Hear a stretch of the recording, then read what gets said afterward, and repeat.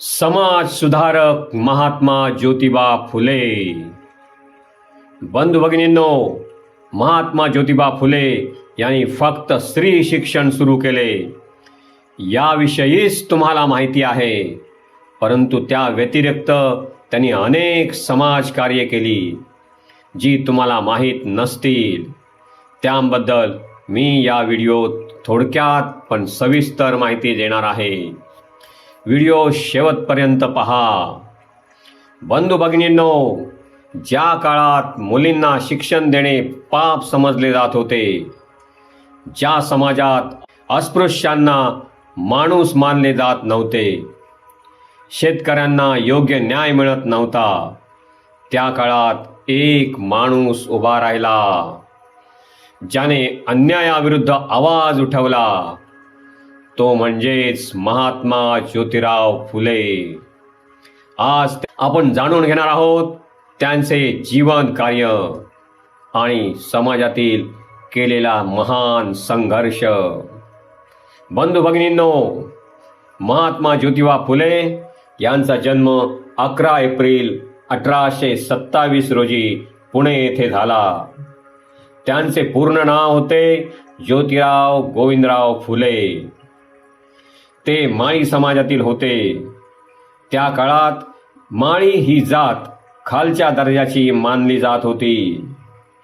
त्या काळात खालच्या जातींना शिक्षण घेण्याचा अधिकार नव्हता। लहानपणीच आईचे निधन झाले, त्यामुळे त्यांचे बालपण खूप कठीण गेले। बंधू भगिनींनो, ज्योतिबांना शिक्षणाची खूप आवड होती। त्यांनी स्कॉटिश मिशन स्कूलमध्ये शिक्षण घेतले। एकदा त्यांच्या ब्राह्मण मित्राच्या लग्नात त्यांचा अपमान झाला, कारण ते खालच्या जातीतील होते। हाच तो क्षण होता ज्याने त्यांच्या मनात क्रांती निर्माण केली।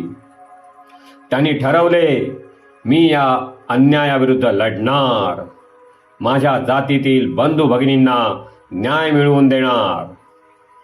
अस्पृश्यता विरोध। बंधू भगिनींनो, महात्मा फुले यांनी अस्पृश्यतेविरुद्ध आवाज उठवला।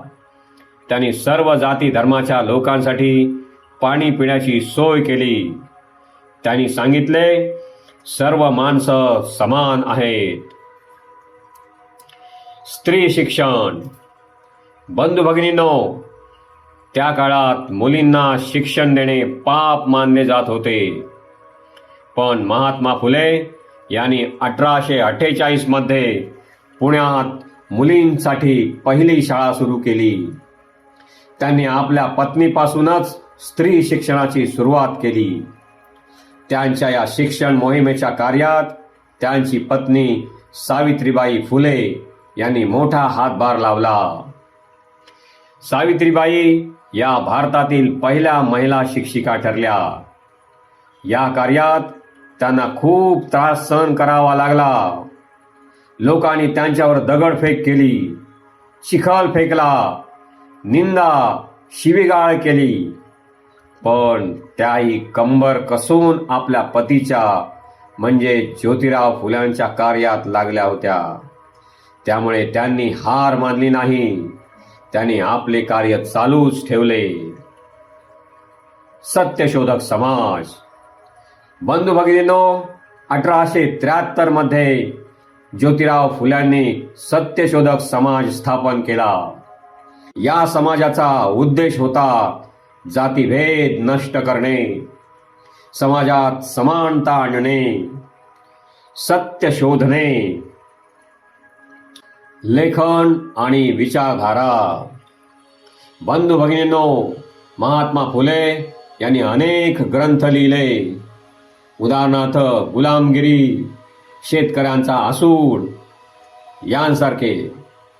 या पुस्तकांमध्ये त्यांनी समाजातील अन्यायावर प्रकाश टाकला। जर तुम्ही ही पुस्तके वाचलीत तर तुम्हाला त्या काळातील समाजाच्या परिस्थितीविषयी प्रत्यक्षात जाणीव होईल। संघर्ष आणि अडचणी। बंधू भगिनींनो, महात्मा ज्योतिबा फुले यांना त्यांच्या समाज प्रबोधनाच्या कार्यात समाजाकडून खूप मोठा विरोध झाला. त्यांना घराबाहेरही काढले गेले, पण त्यांनी कधीच हार मानली नाही. आपले कार्य मरेपर्यंत चालू ठेवले. सन्मान आणि शेवट. बंधू भगिनींनो, ज्योतिराव फुले यांनी स्वार्थ त्याग करून सदैव परोपकारासाठीच आपला देह झिजवला. त्यांचा आत्मा खरोखर महान होता. म्हणून त्यांना 1888 मध्ये महात्मा ही पदवी देण्यात आली. 28 नोव्हेंबर 1890 रोजी त्यांचे निधन झाले. आजच्या काळातील ज्योतिराव फुल्यांच्या विचारांचे महत्त्व. बंधू भगिनींनो, आजही ज्योतिराव फुल्यांचे विचार तितकेच महत्त्वाचे आहेत. आजच्या सरकारने आणि समाजानेही स्त्री पुरुषांसाठी सर्वांना समान शिक्षणाचा अधिकार दिला आहे. स्त्री पुरुष समानता, जाती जातीतील समानता जवळजवळ झालेली आहे. अजूनही काही प्रमाणात जातीभेद आहेत, पण हळूहळू तोही कमी होत आहे. बंधू भगिनींनो, महात्मा फुले हे फक्त नाव नाही, एक विचार आहेत, एक क्रांती आहेत. त्यांचे विचार जर आपण आत्मसात केले तरच समाजात एकात्मता निर्माण होईल आणि समाजातील प्रत्येक घटकाचा सर्वतोपरी विकास होईल.